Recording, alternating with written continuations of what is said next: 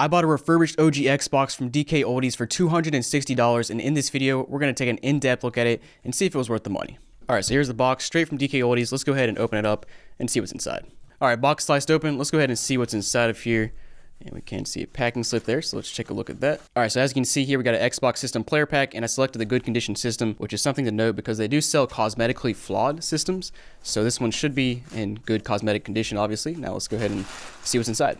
Alright, so pulling out all of the paper, plenty of that in there. We've got our console, which is actually wrapped up well in bubble wrap this time. And we've got a controller here. Now, will this be an OEM? Oh, it is. It's OEM. Oh, thank goodness. All right, yeah, so this thing's definitely in good condition. Looks nice in the front. All the buttons are clicking. Joysticks feel nice. Xbox logo still looks good. Got it wrapped up nicely, and the back looks good as well. So that's good to see. I'm glad we got an OEM controller this time. They kind of leave it up to chance because the description says compatible controller. It doesn't say OEM, doesn't say third party, it just says compatible. So it's kind of whatever they have on hand. They don't even give an option to upgrade to a OEM either. So just leaving it up to chance. And we also have our AV cable here, and we actually have an official AV cable, appears.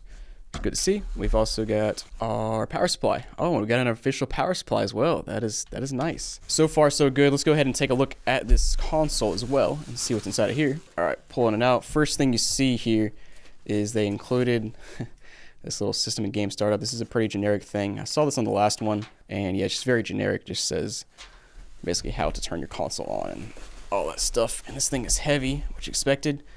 But at first glance, looks pretty good. Let's go ahead and take it all the way out and take a closer look at it. All right, so here's the console, and the first thing to look at is this Xbox logo on the top, which tends to get a lot of scratches on it.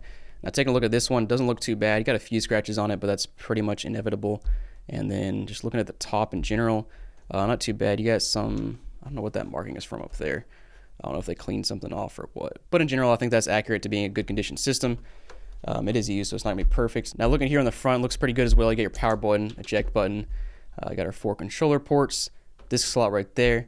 Now here on the bottom, we do have all 4 rubber feet, which is good to see.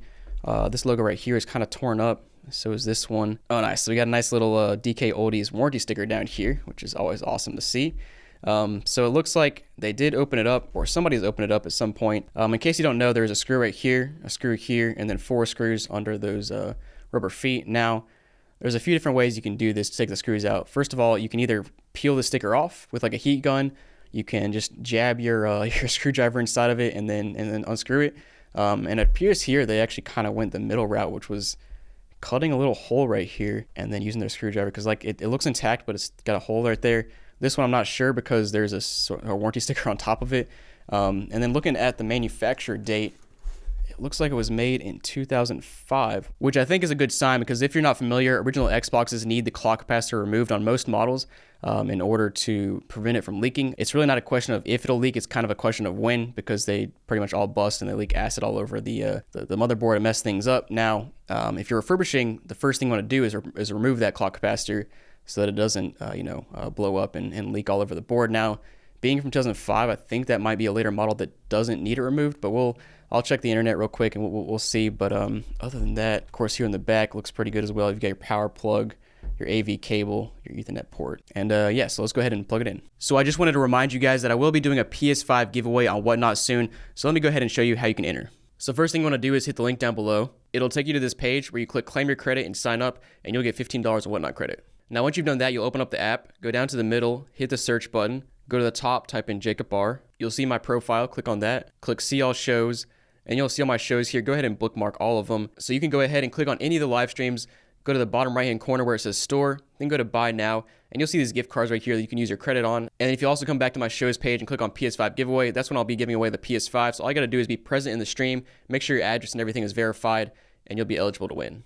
So the console is all plugged in now. We got our power, we got our AV, got a controller, and something I forgot to mention earlier is that I forgot to buy a game from DKOldies, so I'm just using Halo that I have in my collection right now. So we'll probably try this game out. And something I haven't really talked about is the price of this thing. $260 is a lot for an OG Xbox. So like if you go on eBay, you can find the same exact thing for like $100, $120. Now granted, it might not be refurbished, but that's stuff you can do yourself, or you can actually find refurbished stuff on eBay. So when I paid $260 for an OG Xbox, I would expect it to be like new. Now so far, the controller is like new. The console is not quite like new, but it's really good condition.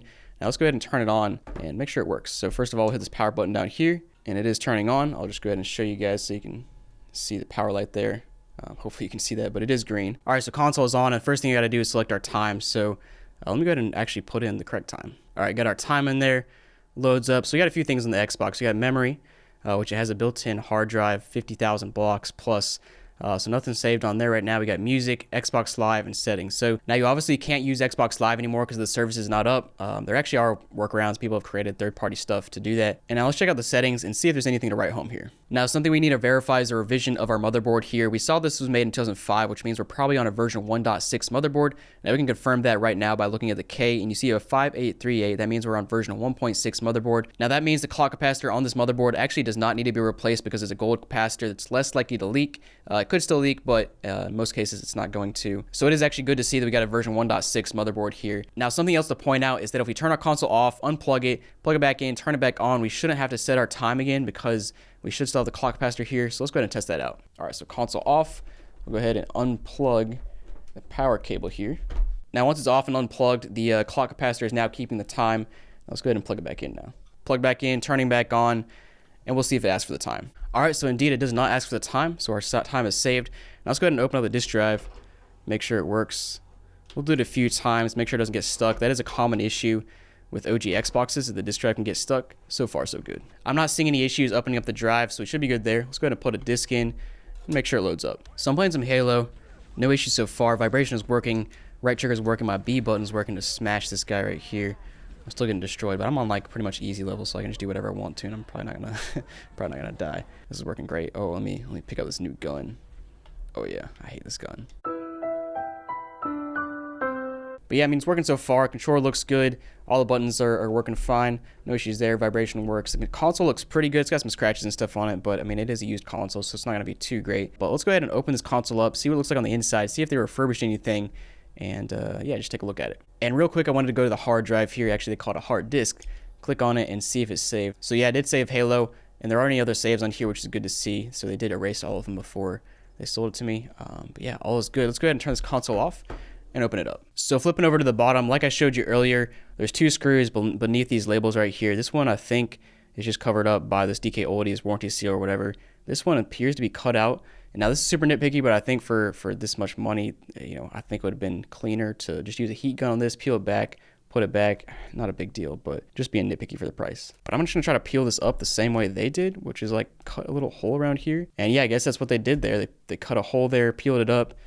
Never seen that done before, but I guess that's another way to do it. And of course, this DKOldies sticker right here. See if it comes off, and oh yeah, nice. So it leaves some nice residue on the sticker there. That's always awesome. And same little thing here, they cut a little hole. And then with these four right here, there's a couple different ways you could do it. You could use a screwdriver and kind of pry it up, but the cleaner way to do it is use a heat gun and basically loosen up the adhesive there and then peel it up. So I went with the heat gun method here, worked well, got all the little rubber feet off, and now let's go ahead and take the screws out. Screws are out, so let's go ahead and take the top off the console and see what it looks like. All right, so pulling the top off here, and top part of the console doesn't look too bad. Got some like scuffs and stuff there. Sometimes I have seen that the chassis of these consoles will get rusty, so we'll take a look here. Doesn't look too bad, doesn't look perfect either, but of course it is a used console, so it's never going to be perfect. Now there is some dust inside of there. That's super nitpicky, but oh, actually that side is, what's going on there? That's looking kind of odd. We got some marks here that appear to just be the markings from the top piece of the console, so nothing wrong there. Let's check out the disk drive and the hard drive and see what it looks like below that. So I have the disk drive out and the hard drive out, and taking a look at this motherboard, it looks pretty good, very clean. Now, the one weird thing is there is still a light layer of dust on the motherboard and the fan. You can actually see it a little bit here. It's pretty much impossible to show on the camera, but it's just like kind of odd because clearly they came in here and cleaned it out some, but maybe there's just a light layer of dust from it sitting in the warehouse. And a couple other things to point out on this motherboard. So first of all, you see a bunch of capacitors on here. I took a look at all of them. None of them look like they're bulging or leaking, which is good to see. Now this gold one over here is the clock capacitor, and that's the one that usually leaks. But on the 1.6 motherboard, it's less likely to leak, and looks good to me. Now let's go ahead and take these heat sinks off, see if thermal paste was replaced, because you know, at an almost 20-year-old console, we do need to replace thermal paste to make sure this thing is running coolly and not too hot. And then I'll probably take the whole motherboard out and see what it looks like on the underside as well. But let's go ahead and take these heat sinks off. So I actually ended up turning the console back on to heat up the heat sinks so we can actually remove them. Now I just messed with the CPU and it is wiggling loose now. So let's go ahead and take that one off and see if thermal paste was changed out. And nope, thermal paste was not changed. Now, in my experience, replacing thermal paste on the OG Xbox is not quite as critical as the 360 because the 360 has so many red ring of death issues. But considering this console is refurbished and the price of it, I would expect thermal paste to be removed. Now that's pretty clearly the original thermal paste. So we'll go ahead and clean that off and replace that later. But let's go ahead and take off the CPU as well and see if that's been replaced. I got this clip partially removed now. See if I can get it all the way off. And then I can see what's under here. And nope, yep, that definitely looks original. You can just see it's kind of caked on there. It's not completely dry, but it is pretty dang dry. This one is actually a little bit better. Not quite completely dry, but it's definitely it's definitely not great for, let's see, 17-year-old console. And the reality is 99% of the people that buy from them aren't going to take their Xbox apart and look at the thermal paste and, make sure it's replaced. But in reality, 2 years down the line, little Johnny might have his Xbox and it might overheat, might start having issues because the thermal paste is so old. So I just think for the price, being refurbished, it just makes sense for it to be replaced. And last but not least, I am going to take this motherboard all the way out, take the screws out, and see how it looks underneath because I do see some suspicious dust and dirt in here in the cracks. Nothing crazy, but I'm just curious how it looks. All right, I got enough screws out and pieces off so I can see the bottom now. Bottom looks good as well. Very clean, no issues there. And that bottom metal piece looks pretty good as well. Like I said earlier, I have seen some of these metal pieces that are rusted out, so it's good to see this is not rusted out. Obviously, that would probably be cosmetically flawed, I guess. I don't know exactly how they categorize it like that, but so ultimately, I think this console was going very well, and until we got to the thermal paste and discovered that there was nothing replaced there. I think for a $260 OG Xbox that's called refurbished, I really think that should be replaced. Other than that, everything was clean. I even got an OEM controller. The console worked with no issues. Let me know down below what you guys think. And yeah, thanks for watching, guys, and I'll see you next time.